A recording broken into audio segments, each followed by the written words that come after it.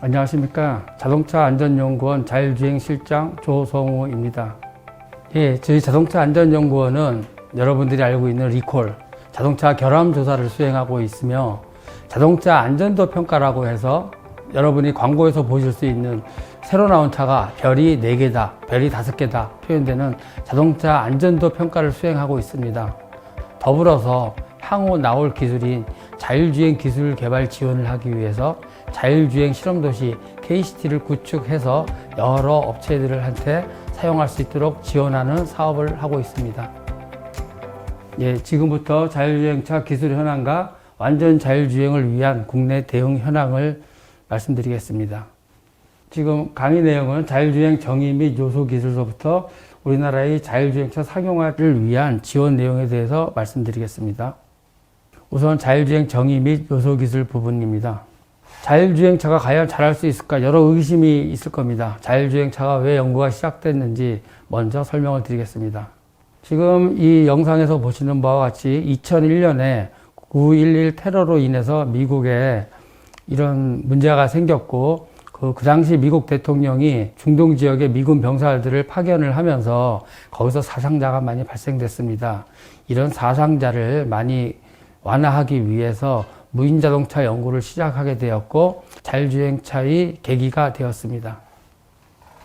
우리나라의 경우에는 인공지능과 우리 이세돌 구단과의 바둑 대결로 인해서 많은 관심을 갖게 됐는데 인공지능이 그 사람만큼 할 수 있다는 것을 확신을 갖게 되었고 이때부터 우리나라도 자율주행차 연구에 있어서 많은 계기가 되었다고 생각합니다. 지금 영상에서 보시는 바와 같이 전 세계 자동차는 매년 125만 명, 130만 명 수준의 사망자가 발생되는데 그러한 사망의 주요 요인은 그림에서 보시는 바와 같이 운전자가 졸거나 딴짓을 하거나 아니면 판단 잘못 등 인간에 의한 직간접적인 요인으로 인한 90%의 사고 요인이 인간으로 잘못됐다는 것을 결과가 나왔고요. 그래서 인간의 판단 잘못 등을 없애기 위해서 자율자동차로 하여금 대신 운전을 하도록 하는 것이 자율주행차의 계기가 되었습니다. 그 당시 미국의 전문기관의 자료에 의하면 2035년에는 이 자율차 관련 경제 규모가 1,300조 원에 달할 것으로 전망되기도 하였습니다. 자율주행 자동차는 그 당시에 미국에서 시작할 때 세상에서 가장 비효율적인 시스템으로 판단이 되었습니다. 지금 저도 이 현장에 나와 있지만 제 차는 지금 우리 주차장에 있습니다. 저를 출근과 퇴근만 시키고 나머지는 그 자리에 있거든요. 이러한 것을 예를 들고 또 실질적으로 미국의 자료에 의하면 도시를 주행할 때도 최소한 5명 이상 탈 수 있는 승용차임에도 불구하고 1명이 탄다든가 속도도 굉장히 적은 20km 이하의 속도로 운행하는 가장 비효율적인 시스템이라는 판단이 있었고요. 그래서 이동하는 방식을 바꿔버리면 그 비용을 80% 이상 감소하고 1마일당 1.5불의 비용이 소요되는 것을 1마일당 0.25불까지 줄일 수 있다고 판단이 있었습니다. 우리나라의 경우에는 현대자동차가 CASE, 연결, 자율주행, 공유, 전기라는 컨셉을 가지고 자율주행 자동차에 대한 연구를 하기 시작했습니다. 앞서 말씀드린 교통사고에 있어서 인적 요인을 배제를 해서 교통사고 감소하는 것 외에도 보시는 바와 같이 삶의 질과 생산성을 향상한다든가 그 이동이 불편한 어린이나 노약자들 또 장애인들도 이동권이 보장이 되는 그런 복지를 구현을 하고 더불어 배출가스를 감소를 한다든 이런 긍정적인 요인이 예상되었습니다. 자율주행차는 어느 날 갑자기 생긴 게 아닙니다. 그동안에 여러분도 아시는 것처럼 안전벨트나 에어백 등 이런 수동적인 사고를 났을 때 피해를 감소시키기 위한 이런 장치에서부터 지금은 AEBS라고 전방에 차가 있는 경우에 그대로 부딪히면 안 되기 때문에 사람이 브레이크를 안 밟으면 자동차가 스스로 브레이크를 밟는 이런 기초적인 자율주행에 있어서 기본 요소 기술인 AEBS나 TPMS, LCAS 이런 기술이 현재 진행이 되고 있고 향후에는 이 기술들이 많이 발전하고 융합이 되면 지금 여러분이 꿈꾸는 완전 자율주행차가 미래에 예정될 겁니다. 앞서 말씀드린 자율주행차를 이제 구성을 할 때 저희 개발자들이 이렇게 생각을 합니다. 일단은 차가 내가 어디에 있는지를 알아야 됩니다. 어디에 있는지 알아야 되고 그것을 센서를 통해서 인식을 하고 그 다음에 그 인간의 두뇌와 같이 생각을 합니다. 아, 어떻게 해야 되느냐. 내가 브레이크를 밟아야 되느냐. 핸들을 오른쪽이냐 왼쪽으로 돌려야 되느냐 판단을 하고 실질적으로 손으로 핸들을 돌리고 발로 브레이크를 밟듯이 기계가 모터에 의해서 작동을 하는 인지, 판단, 제어에 의해서 자율차가 움직이게 됩니다. 그 인지에 있어서 여러 가지 센서가 현재 사용되고 있습니다. 여러분도 알고 계시다시피 레이더, 카메라 등등이 여러 개의 센서가 융합이 돼서 응용하고 있습니다. 각각의 장단점이 보시는 바와 같이 있기 때문에 이 센서들을 융합해서 인간 이상의 어떤 능력을 가지려고 노력하고 있습니다.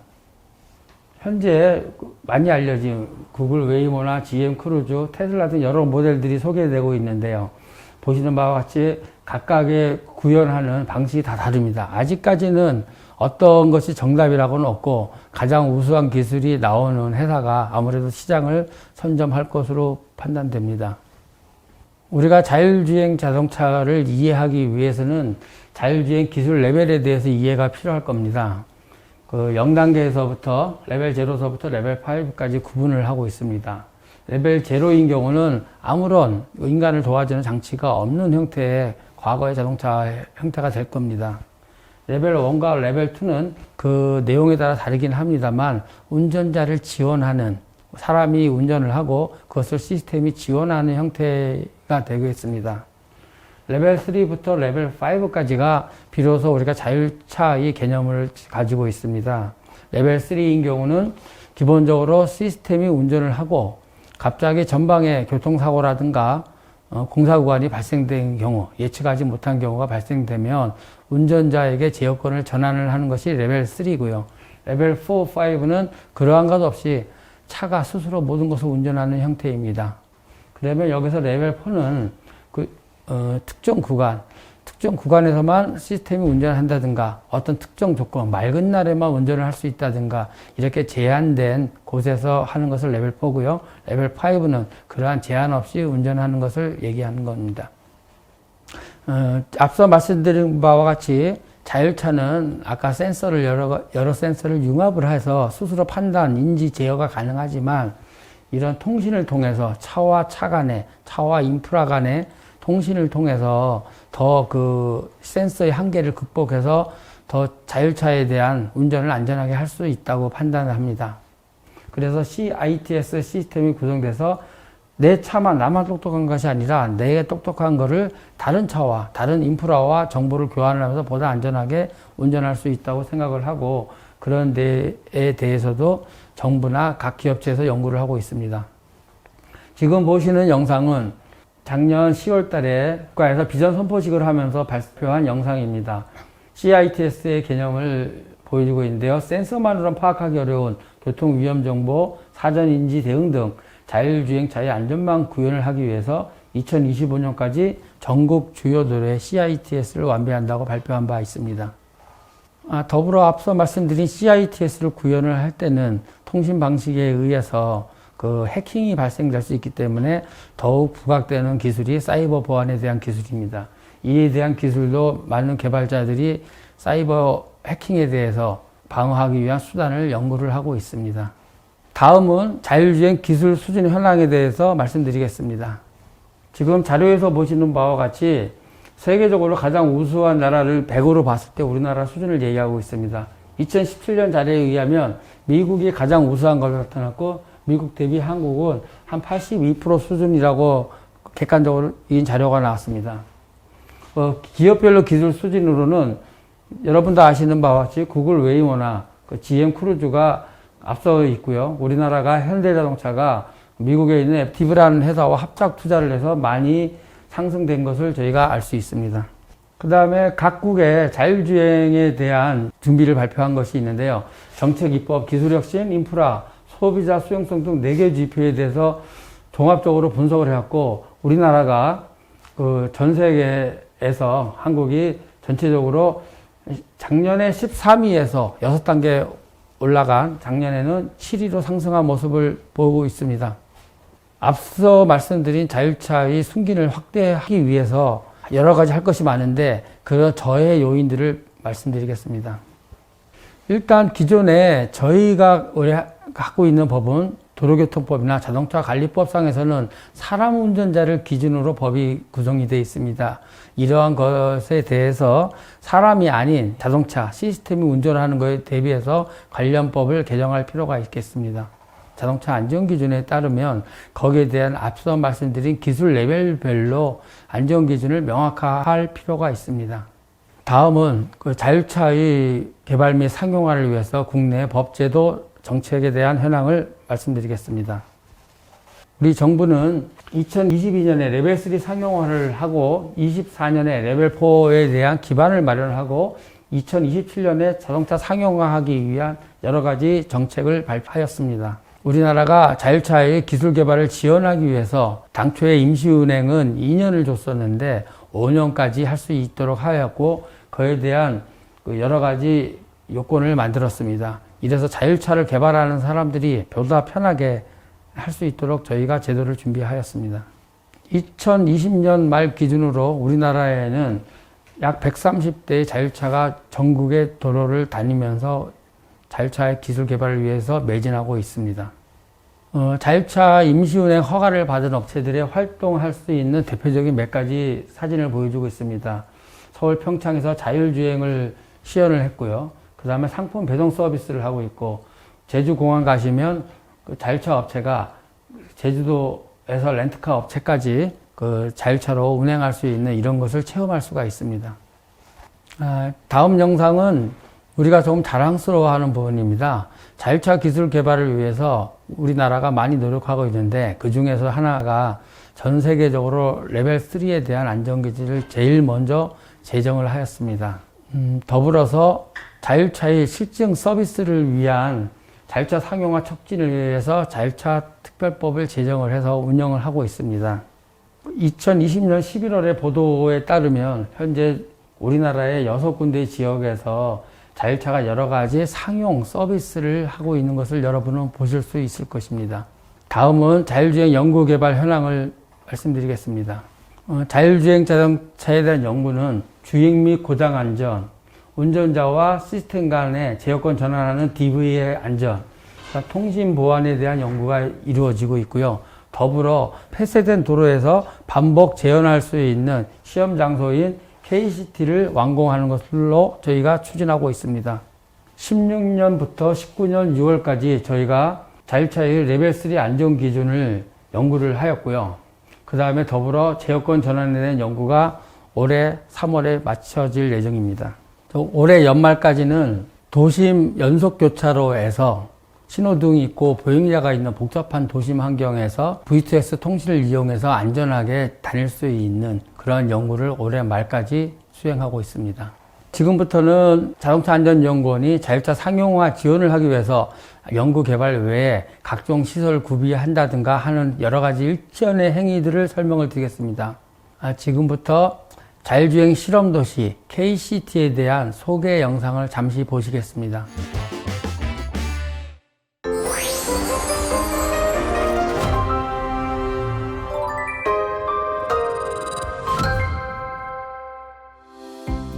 국토교통부와 한국교통안전공단은 안전한 자율주행차 상용화를 위한 주행, 고장, 통신보안 및 제어권 전환 연구과제를 수행하였으며 이를 평가하기 위한 자율주행 자동차 실험도시인 KCT를 36만 제곱미터, 약 11만 평 규모로 구축하였습니다. KCT는 도심부, 커뮤니티부, 자동차 전용도로, 교외도로, 자율주차 시설의 5대 평가 환경으로 구성되어 있으며 실제 도로교통 환경과 자동차 통신 환경을 융합하여 자율주행 안전성 평가를 반복 지원할 수 있는 테스트베드입니다. 도심부에서는 신호교차로, 버스 전용차로, 건물면 등으로 구성된 도심의 도로교통 환경을 재현하고 있습니다. 신호교차로에서는 교차로 및 교통신호 인지 여부를 평가하며 교통신호 정보를 송수신합니다. 또한 주변 상충 발생 경보를 통해 도심부에서 발생 가능한 다양한 돌발 상황에 대한 대처 여부를 시험할 수 있습니다. 버스 전용 차로에서는 중앙 및 가변 전용 차로의 인지 및 기능 평가를 수행합니다. 건물면에서는 다양한 높이의 이동식 건물에 대한 환경 인지 및 영향을, 버스 및 택시 정류장에서는 버스 택시와의 상충 영향 평가를 수행합니다. 커뮤니티부는 보행자 중심의 도로교통 환경을 재현하고 있습니다. 어린이 보호구역에서는 스쿨존 및 제한속도 변경 정보를 제공받아 감속하며 자전거 이용자 및 무단횡단하는 보행자의 검지를 통한 상충 상황 대처 여부를 평가합니다. 횡단보도를 통과하는 보행자를 인지하여 안전거리를 확보하고 정지가 가능한지를 평가합니다. 자동차 전용 도로는 고속이동이 가능한 도로교통 환경을 재현하고 있으며 다양한 자율주행 자동차 운전 지원 시스템의 기능을 확인하고 합류부 도로에서는 본선 합류 지원 기능을, 본선부에서는 첨단 운전 지원 시스템을 활용, 차로 유지 및 차간거리 제어, 전방 충돌 경고 및 비상 자동 제동 등의 성능을 시험합니다. 혼잡 상황에서는 선행 차량과의 차간거리 유지, 갑작스레 끼어드는 차량에 대한 인지 및 대처 여부 등 혼잡 구간 주행 지원 기능을 평가하고 톨게이트에서는 톨게이트의 인지 및 진출입을 위한 차로 변경, 차량 간 상충 발생 상황 대처 등을 시험합니다. 교외도로는 인프라 시설이 부족한 지방부 도로의 도로교통 환경을 재현하고 있습니다. 가로수길에서는 가로수로 인한 환경 인지 성능을, 회전 교차로에서는 진입 차량 간 우선순위 결정, 상충 발생 상황 대처 여부를 평가합니다. 터널에서는 터널 진입 및 진출 시 발생하는 명암체에 의한 환경 인지 및 대처 성능을 시험합니다. 자율 주차 시설은 자율 주차가 가능한 주차 환경을 재현하고 있습니다. V2X 통신 주차 지원 시스템을 활용하여 자율 주차, 상황별 대처 및 자율 발렛 기능 평가 등을 수행합니다. KCT의 통합관제센터는 자율주행 자동차의 안전관리 및 평가를 위한 통합 지원 시설로 CCTV, 신호 제어기 등 첨단 도로 시스템을 구축하여 음영 지역 없는 통합 모니터링 및 시험차 중심의 실시간 인프라 제어를 수행합니다. 통합관제센터 도로인프라 시험차가 유기적으로 연계 통합된 커넥티드 환경의 자율주행 평가 체계를 구축하여 정밀지도 기반의 시험차 위치 및 운행 정보를 실시간으로 수집하여 개별 시험차 모니터링 및 안전관리를 지속적으로 수행합니다. 웨이브, 4G LTE 통신 환경뿐만 아니라 초고속 통신인 5G 인프라를 구축하여 다양한 통신 환경에서의 자율협력 주행 기술 개발 지원을 위한 연구 및 평가를 수행합니다.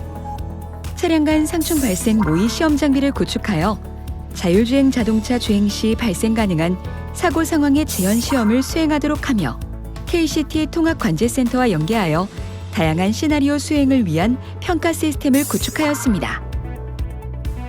완전 자율 수준의 자율주행차 개발 및 평가가 가능하도록 악천후 및 통신장애 평가 환경 구축, 연구 지원 시설인 혁신성장 지원센터 구축 등 KCT 고도화 사업을 추진하고 있습니다.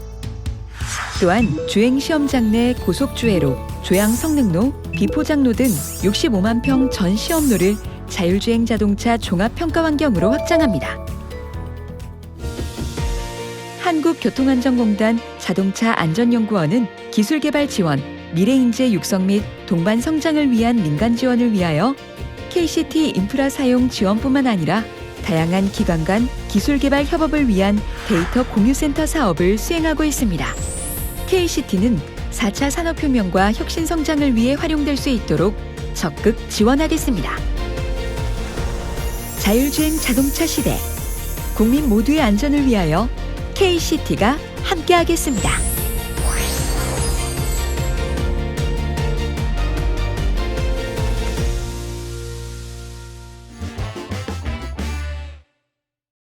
예, 방금 영상에서 보신 바와 같이 이 KCT에서는 다양한 실제 도로 환경을 구비를 해서 자동차를 가지고 반복 재현할 수 있도록 준비해 놨습니다. 5개의 시험 환경, 도심부, 고속도로부, 주차시설, 커뮤니티존, 교외부 도로가 있어서 속도와 혼잡도에 따라서 다양한 시험을 할 수 있도록 준비되어 있습니다. 2018년 말에 완공된 KCT는 거기서 그치지 않고 비, 안개, 통신 등이 두절되는 상황에서도 자율차가 안전하게 주행할 수 있는 고도화 사업을 추진 중에 있습니다. 그 이후에 저희가 3단계 고도화를 연구하고 있습니다. 거기에는 입체 교차로나 경사로 등이 아마 포함될 겁니다. 앞서 말씀드린 KCT 외에도 인공지능 학습을 하기 위한 데이터를 지원하기 위해서 국가적으로 산학연 협의체를 구성해서 인공지능 학습을 위한 데이터를 공유를 하고 있습니다. 데이터 공유 협의센터의 구체적인 내용을 보시면 데이터를 수집하기 위한 플랫폼을 구축을 합니다. 구축된 플랫폼을 가지고 데이터를 수집하고 인공지능 학습을 위한 학습 데이터를 만들어서 산학연 협의체가 공유를 해서 기술 개발에 활용하고 있습니다. 저희 한국교통안전공단은 KCT를 중소기업과 대학에 무상으로 개방을 하고 있습니다. 그 개방을 통해서 상대적으로 자본력이나 기술력이 부족한 업체들이나 학생들이 다양한 기술을 개발할 수 있도록 경진대회도 추진을 하고 있습니다. 지금까지 말씀드린 것을 한 장의 슬라이드로 구성을 하였습니다. 우리가 KCT를 무상을 제공하는 것이 한국형 뉴딜로 선정이 돼서 지속적으로 정부의 지원을 받아서 앞으로 더욱더 많은 다양한 내용들이 업체들에게 기술 개발을 위해서 지원을 될 것으로 판단됩니다. 예, 최근에 자동차가 과거의 기계 위주의 구조에서 전자와 전기화 되면서 전자공학도들이 자동차 분야에 많이 진출하고 있습니다. 앞으로 이 분야에 더 관심을 갖기 위해서는 자동차에 관한 동력학 지식 등을 더 확보하면 앞으로 자율주행 기술 개발을 하는데 많이 도움이 될 것입니다. 예, 저희 자동차 안전연구원은 안전벨트나 에어백 등과 같이 사고가 났을 때 사고를 감소시키는 그런 연구에서 최근에는 사고가 나기 전에 예방을 하기 위한 그러한 능동안전에 대한 연구를 많이 진행하고 있습니다. 예, 자율주행 자동차에는 여러 가지 기술이 녹아 들어가 있습니다. 그래서 단순한 기계장치나 전자장치 말고도 배터리 같은 연구 부분도 필요하기 때문에 화학공학이나 이공계 전체의 학문은 어느 학문이라도 저희는 환영을 하고 있습니다. 그러한 이공계 여러 학문을 열심히 공부하신 누구라도 저희 연구원에는 언제나 환영하고 있습니다. 예, 자율주행차는 앞서 말씀드린 바와 같이 레벨 3에 대한 안전기준이 이미 만들어져 있습니다. 이미 제도가 만들어졌기 때문에 자율차 레벨 3의 자율차는 향후 1, 2년 안에 양산돼서 일반 국민들이 사용할 수 있을 것으로 판단됩니다. 예, KCT를 짓고 데이터 공유 협의체를 운영하면서 여러 가지 해보지 않은 일들이 생겨서 많이 어려움이 있었습니다만은 그동안에 우리나라의 주요 고위 공무원들을 모시고 KCT를 중심으로 한 다양한 행사들을 하게 되어서 그에 따른 성취감에 매우 좋았습니다. 최근에 전 세계적으로 자율주행 기술 1위라고 평가되는 구글 웨이모가 테스트베드에 다시 들어가는 상황이 생겼습니다. 우리나라도 그런 기술 개발 지원에 늦춰지지 않도록 그에 상응하는 다양한 실험 환경을 구축해 나가겠습니다. 자율주행 실험도시 KCT는 자율주행 기술이 우리의 삶을 안전하게 변화시킬 수 있도록 중소기업과 대학을 대상으로 계속 지원하겠습니다. 감사합니다.